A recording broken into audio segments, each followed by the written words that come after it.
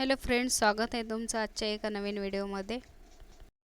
आज आपण बघणार आहे 34 इंच छातीच्या मापाच्या ब्लाउजची कटिंग। तर याची पूर्ण उंची 12.5 इंच आहे। त्याच्यामध्ये 1 इंच प्लस करून 13.5 इंच घेतले आहे। हे मागच्या भागाचं कटिंग आहे। त्याच्यामध्ये 1 इंच वाढवायचं लागते आपल्याला।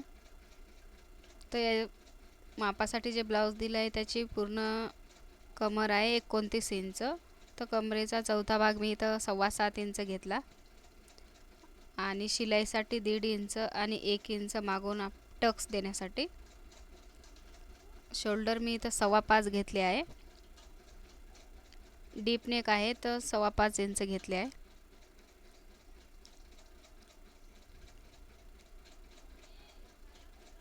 आणि आर्महोल इथे 5.25 इंच घेतले आहे। छातीचा चौथा भाग 8.5 इंच येतो, पण मागच्या भागात थोडं 0.5 इंच कमी करून घेतलं, कारण डीप नेक असल्यामुळं थोडं 0.5 इंच कमी करून घ्यायचं। मागच्या आर्महोलसाठी 1.25 इंच गोलाई द्यायची आपल्याला, या प्रकारे।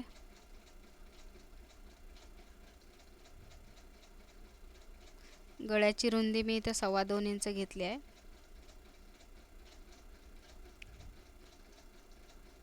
पाठीमागे गळ्याची पट्टी 3 इंचाची आहे, 3.25 इंचाची।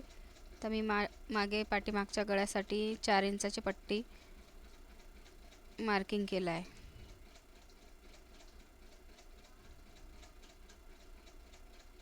इथे बॉक्स तयार करून गोल गळा कट करून घेतला।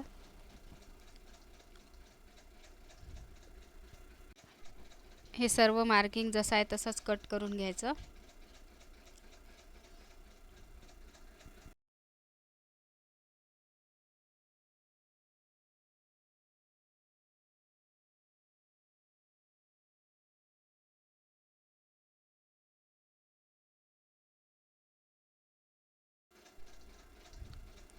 हे बघा, मी इथे कट करून घेतले आहे। आता समोरच्या भागासाठी आपल्याला कटिंग करायची आहे। तर जे मागच्या भागाची कटिंग केली आहे आपण, तेच आपल्याला इथं ठेवून समोरच्या भागासाठी कटिंग करायची आहे। हे बघा,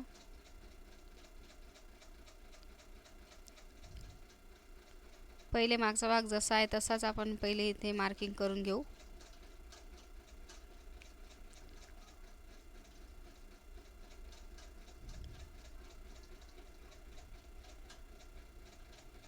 इथं समोरच्या गळ्याची उंची 6.25 इंच घेतली आहे मी।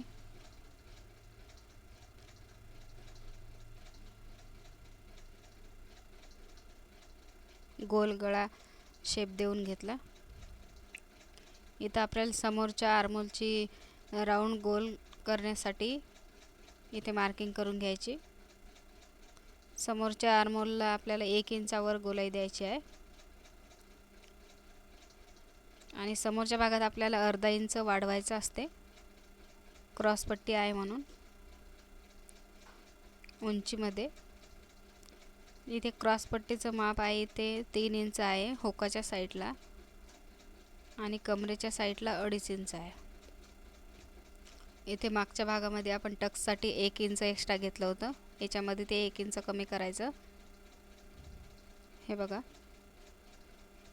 इथे 2.5 इंचावर मार्किंग केलं। 2.5 इंचावर पहिले सरळ रेष ओढून घेतली आणि नंतर 3 इंचावर कटोरीसाठी गोलाई देऊन घेतली। इथे कटोरी आहे 5.5 इंच। हे बघा, 5.5 इंचावर मार्किंग केलं। गळ्याकडून 1 इंचावर आणि इथे कटोरीचा शेप देऊन घ्यायचा, या प्रकारे।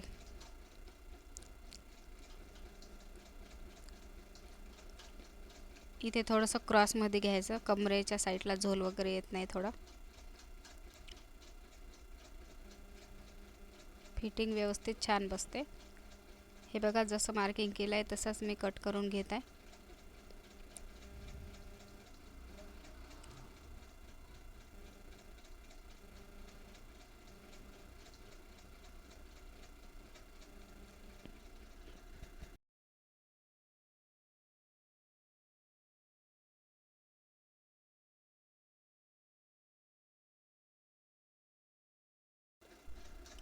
हे सर्व भाग मी कट करून घेतले आहे.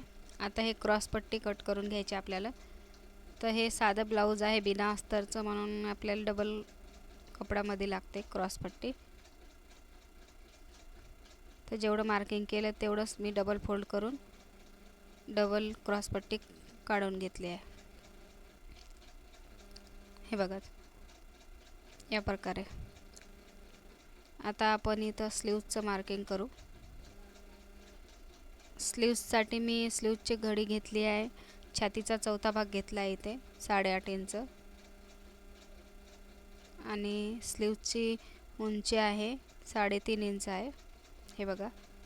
आणि त्याच्यामध्ये 1.5 इंच एक्स्ट्रा घेतला आहे मी, 1 इंच फोल्डिंगसाठी आणि अर्धा इंच शिलाईसाठी. 2.25 इंचावर आर्मोलची गोलाई द्यायची आपल्याला बाहीसाठी. हे बघा. आणि समोरच्या आर्मोलला आपल्याला गोलाई द्यायची थोडी. हे बघा मी इथे बाही कट करून घेतली.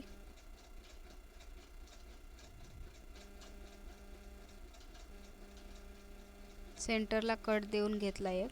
जोडायच्या वेळी आपल्याला अडचण नाही येत. आणि समोरच्या भागासाठी मार्किंग करून ठेवली इथे. आता इथे आपल्याला कटोरी वाढवून घ्यायची. हे बघा मी डायरेक्ट कपड्यावरच वाढवून घेत आहे कटोरी.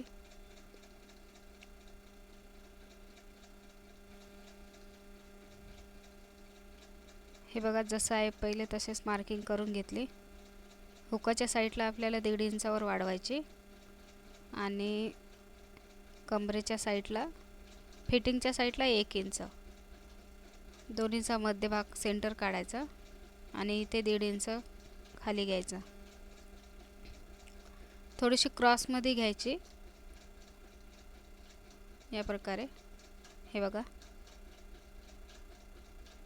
इकडून अर्धा इंच वाढवायचा आपल्याला शिलाईसाठी आणि इकडून पण अर्धा इंच वाढवून घ्यायचं. हे झाली कटोरी. आता हे कट करून घेतले. या पद्धतीने तुम्ही कोणत्या पण मापाची कटिंग करू शकता कटोरीची.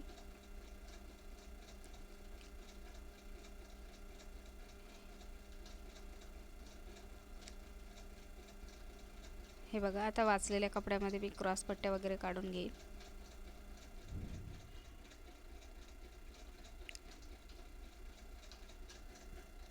व्हिडिओ आवडला असेल तर व्हिडिओला लाईक, शेअर आणि सबस्क्राईब नक्की करा.